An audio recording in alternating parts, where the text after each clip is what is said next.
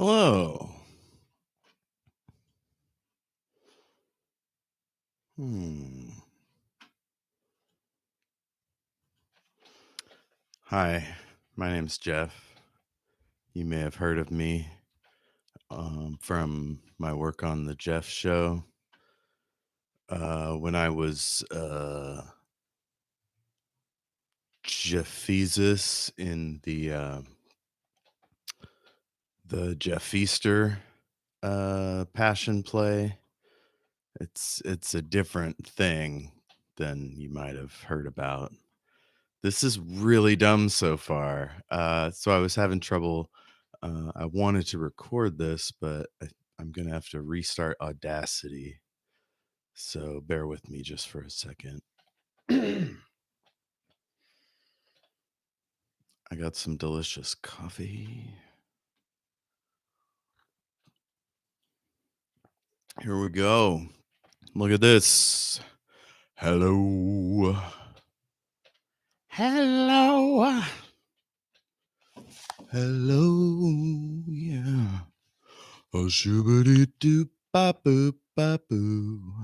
Ba ba ba ba ba ba boo.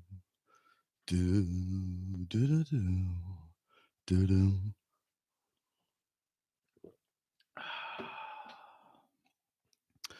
Well, howdy. How's everybody doing tonight? I'll check back in. Here we go. All right.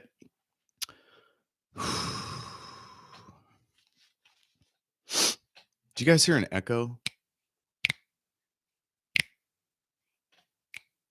Hello.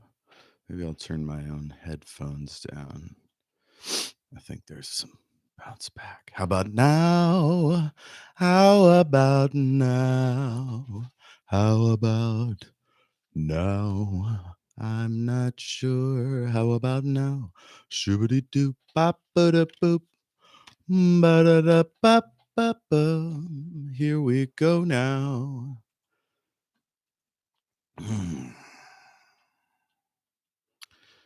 All right, this book is called Shattered Worlds Day One by Jeff Richardson. That's me. Book one, The Event. Chapter one, Grundle. Go away, rumbled the Vorak, his only movement a short, sharp flex of his fingers. I've no opinion. He returned to the task before him, joining and dividing various pieces of tech inside a brushed metal sphere, one half of its softball-sized shape dome side up to the side of the work surface. The fresh-faced young man in dingy work clothes lingered for a moment, considering his response. The tech peered up over the top of his glowing Virtua goggles, staring at the youth. Gulping, the frightened boy moved on down the line. The Vorak continued tinkering. Grundle despised politics, whether here in the foul-aired market at the edge of the pits or back home on Harkel Shagur. He missed having his own shop and employees, taking in orders and shipping product, his bank account flush with cash. But he'd refused to support the incoming regime. His elite weapons, armor, and top flight AI would never be used by those. Shit. Get on a roll and then my tongue don't work. Hold on.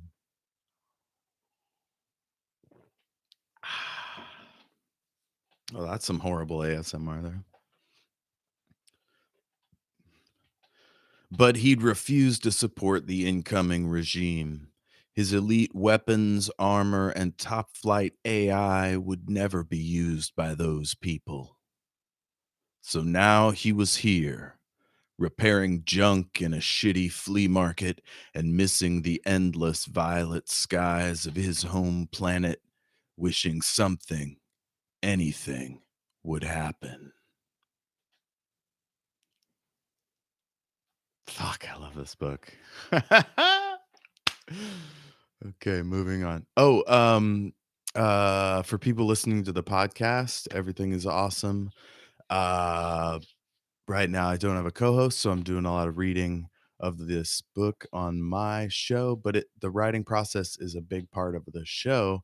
So, if you have any writing you'd like to share with us or the listener, send those to us at everythingisawesomepodcast@gmail.com. Once again, that's everythingisawesomepodcast@gmail.com. I'll put it in the show notes. But yeah, if you've written something you want some critique, if you think we should read an Emily Dickinson poem or whatever you're into, send us all that. We're also on Twitter at EIA Podcast. All right, that stuff's out of the way. I will move on to chapter 2. Ayana. Ayana was sick and goddamn tired of Frentz sending his goons around beating and threatening her patients. She hadn't wanted to take sides in the current labor dispute, but it was becoming increasingly difficult to remain impartial. Frentz and his overseers, the Starfaring Services Corporation, had squeezed every last drop of profit from the backs of their quote unquote independent contractors, and the workers had had enough. They'd formed their own labor union, held elections, and begun soliciting letters of support from the base's many small business owners. That's a lot of S's. In fact, they'd come to her tent just that morning to ask for her assistance. She felt terrible turning them away. Her support would have to remain spiritual in nature only. She couldn't give them any money. There was none to give. And she couldn't speak on their behalf without putting her patients at risk. She'd come to this garbage strewn fuel depot 6 months earlier because of the poor health of its citizens. And now she'd come to understand the futility of her cause. Would that she could take up her hammer and stride defiantly into Frentz's office, crushing everyone who stood in her way. She would sweep everything off the desk and lay the stack of workers' demands in front of his fat, smug face. When had she become so goddamn vicious? She couldn't remember a time she'd been this angry. Miss Stargazer?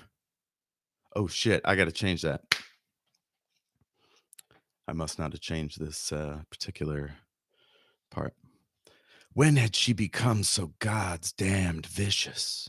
She couldn't remember a time she'd been this angry. Your mercy? What? She snapped, whipping her head up from the pile of charts on her desk. I'm sorry, Your Mercy. I was hoping to get to the market before the general store closes. My son's birthday is tomorrow, and I was hoping. Ayana waved her hand, rising to her feet. Go, go. I'm sorry, John. I shouldn't have snapped at you. Give him a kiss for me, won't you? Old John smiled, bowing and scraping, thanking her profusely, grimacing with every shift of his old bones. As the tent door flapped shut, she felt a lump in her throat. What can I do? I am no one. She could feel the tears as they rolled down her cheeks. I am no one.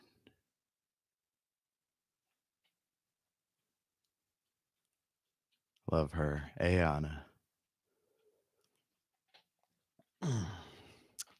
Your mercy is like what you say to a priestess of Zora, so that's why I changed it. All right. Chapter 3. Sophris. Sophris Celine was a long way from home.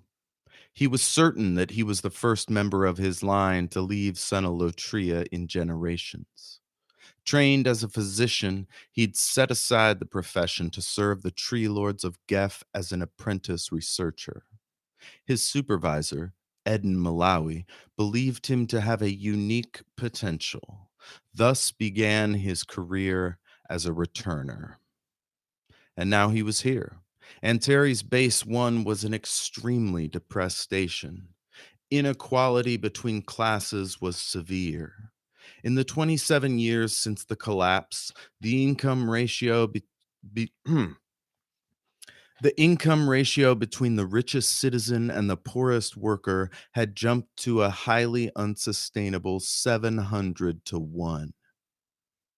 What an embarrassment for the galaxy. Of course, it would be a sad rock like this to attract a broken, twisted soul like Canassus Creel.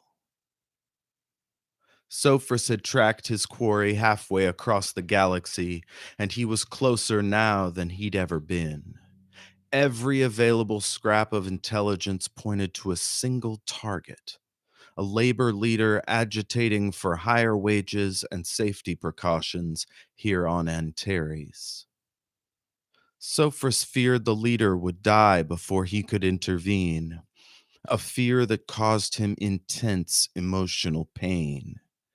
Tears coursed from his eyes, invisible to non Mistral, but fully apparent to members of his own tribe. He would have been ashamed if not for the words his grandfather had blessed him with upon his deathbed. Worry not, my beloved child. Tears are the visible sign of the goddess's love. We are all healed by their release.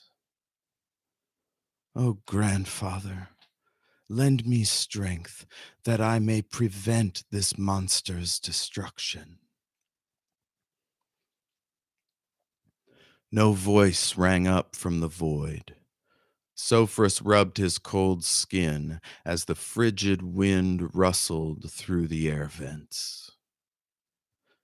Through the slats in the circular grate, he could see the square and a small group of workers building a stage. The time was rapidly approaching.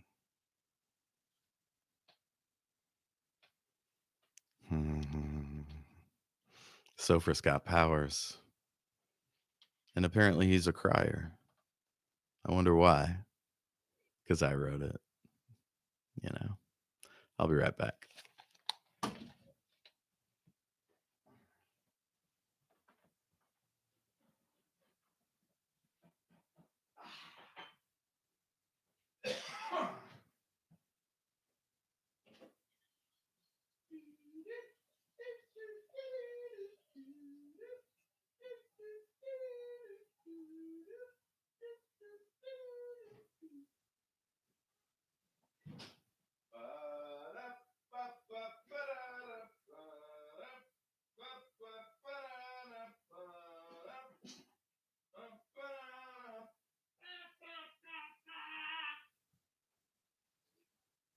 Yes, I like to make noise and have a little fun.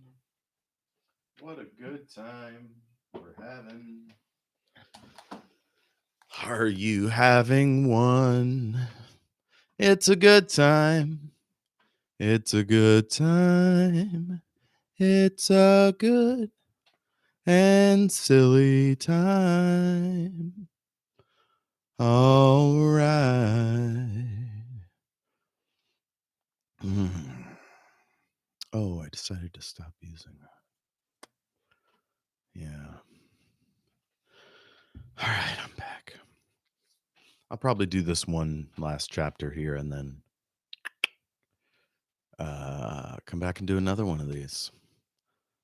I was doing them like an hour at a time, but I think maybe 15 minutes might be better. Anyway, that's enough production bullshit. Remember, once again, contact us at EIA Podcast. I'm on Twitter at El Jefe Tacoma. We got a website, awesomepod.squarespace.com. And I know, help me pick a thing for you to, it's easier. I don't know, awesome pod, but that's probably taken. You know what I'm saying. Um, let's see, anything else? Oh, everything is awesome podcast at gmail.com. How's everybody doing? Are we having fun? Cool. Checking in with the chat, just saying hello. Right. Chapter 4. Creel. Canassus Creel was an unrepentant killer. As he saw it, his story was greater than all others combined. The money was nice, but what he loved more than anything was the thrill of survival, evading capture long past the time when he should have been dead.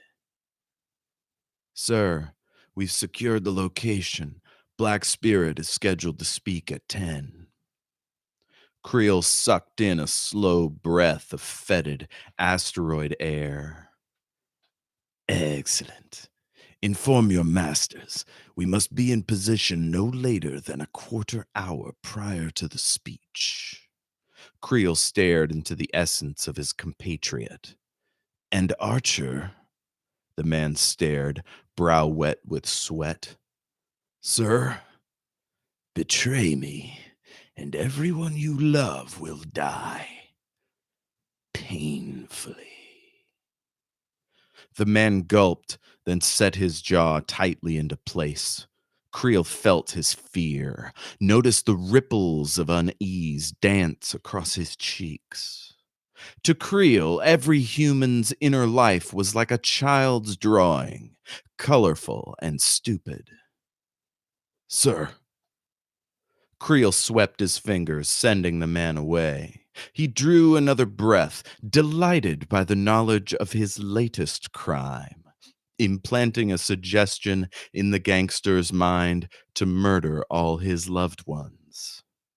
After the event, of course, wouldn't want to sideline him too early.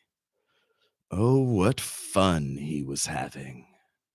The next morning would be delicious, like a sip of fine wine and a strip of soft skin from a child's inner thigh.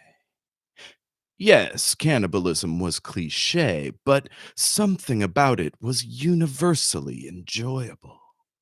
Creel had the sense he'd been welcomed into a mad fraternity. And with this next crime, he would become one of the greatest mass murderers of all time. All to silence a single man. What a thrill. The most enticing part was that his benefactors had no clue what was about to happen, just the way he liked it. Damn, that guy's dirty. Evil mofo. All right, you guys. Thanks for listening. Thanks for watching YouTube. All of y'all. Um, I want to thank Jesus first and foremost. No, you know, it's like it's an award speech. Never mind. All right. I'll check you guys later. Peace.